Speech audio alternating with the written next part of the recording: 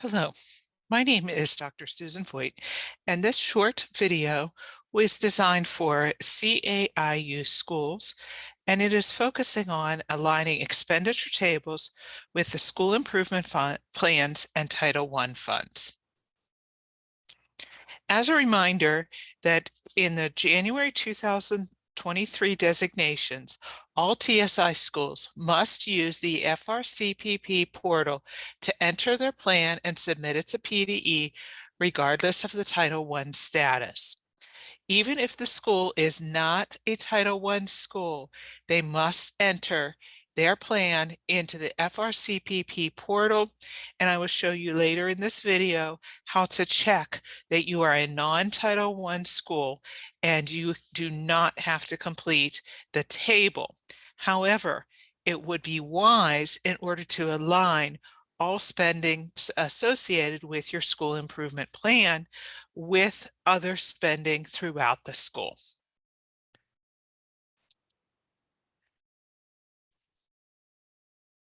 Since the school improvement is a federal accountability, any funding and any items used for a school improvement should align with uniform grant guidance. In uniform grant guidance, there is a three-pronged test. First, is it necessary? Is the cost required to carry out the program and activities contained in the particular grant or application or program? Is it reasonable? If the nature and the amount does not exceed that which would be normally incurred, and are the costs allocable? The cost is allocable if the goods and services are chargeable or assignable to that federal award. For more detailed information about the Uniform Grant Guidance, or UGG, you can scan the QR code in the corner and research this on the PDE website.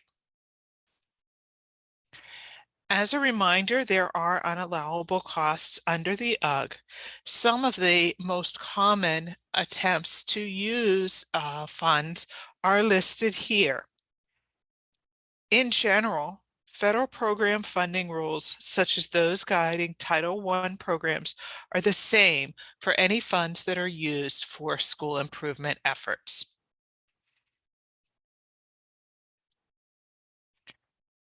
When you are thinking about school improvement funding, it's best to be beyond compliant. First, thinking about collaboration across your programs. Your federal programs coordinator and the principal of the school and school improvement should meet on a regular basis to discuss and collaborate how funding is being used. This will ensure that school improvement efforts and funding towards school improvement efforts are in alignment with federal programs as well as school strategic plans. The best praxis is to align to the highest priority needs and rooted in evidence. Your needs assessment and analyze strengths and challenges through the process of school improvement planning will help you identify what are the highest priority needs and where funding should be spent. Your funding should be based on the needs, not necessarily the historical use of funds. And temporary funding versus more consistent funding sources. School leaders should consider their needs and whether the need is a temporary need, or are there underlying issues in the system where a more consistent funding source would be used to address the issue. When you are thinking about alignment to the highest priority needs rooted in evidence, you want to start out with your school's vision for learning. This should be guided by your student needs, which are then addressed through evidence-based resources. And resources are not necessarily a program. They can also be a person or a program or a practice. And the evidence-based resources can identify and guide your sources of funding. As a reminder that programs and funding should be based on your student needs, not necessarily how they have historically been used in your school or district. As you are thinking about this, think about these two questions. When was the last time you evaluated expenditures through the lens of impact and improving outcomes? And are there items within your budget that they are simply there because you have historically included them? Some of the evidence-based practices can be evaluated through various tools. One of my favorite tools is the Hexagon tool from the National Implementation Research Network.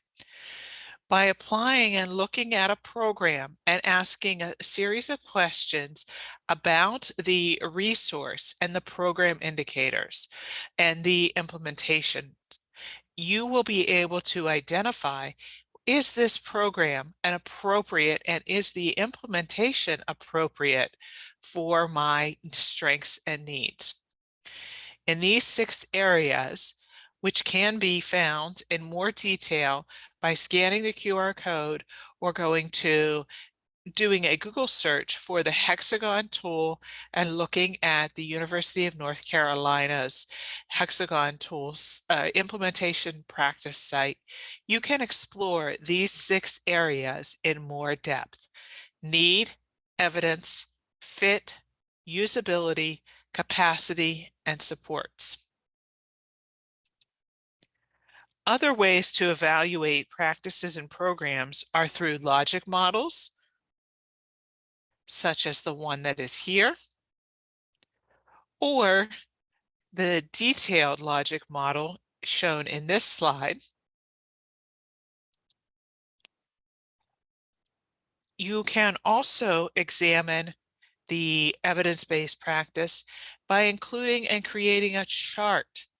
That includes a column for how have you historically funded this and the rationale for that resource.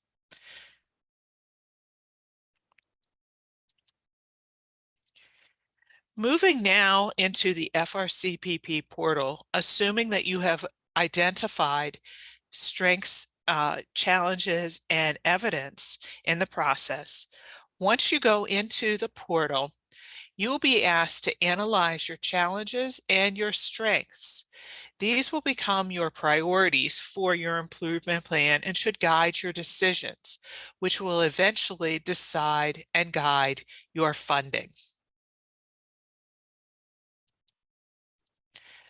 As you move into the Go step or the action planning, the first screen has many steps, a step-by-step way to complete the plan.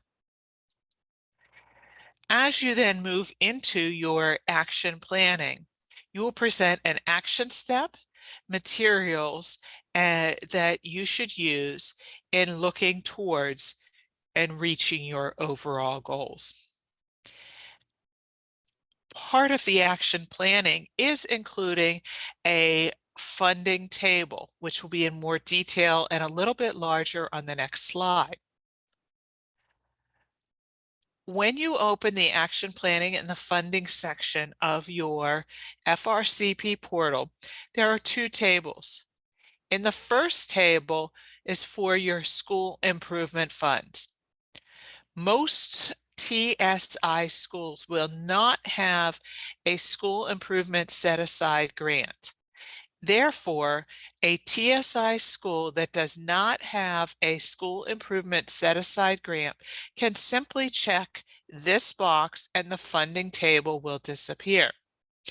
If you do have a funding set-aside grant, you will need to complete this chart.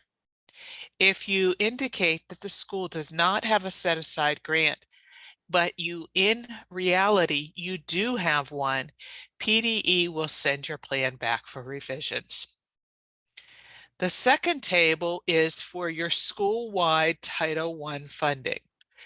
Note that this funding plan is for school-wide funding, not targeted assistance. If you are a non-Title I funded school, please check this box and you do not need to complete the table. If you are a Title I funded school, you must complete this chart. Dollar amounts must be rounded to the nearest dollar. No cents is needed. Your expenditure description and your action plan should match along the way. The budget category will be aligned in your e-grants. What is in your school-wide Title I funding allocation in the FRCPP must match exactly the amount that is used in your consolidated application in the e-grants system. If it does not match your e-grants budget category and your budget in your consolidated application, your funding will be sent back and your plan will be sent back for revisions. If you have any questions about your aligning your funding and your Title I plans, the PDE contacts are shown on the screen above. If you have any questions and would like to speak with a CAIU contact, the CAIU contact facilities are listed here.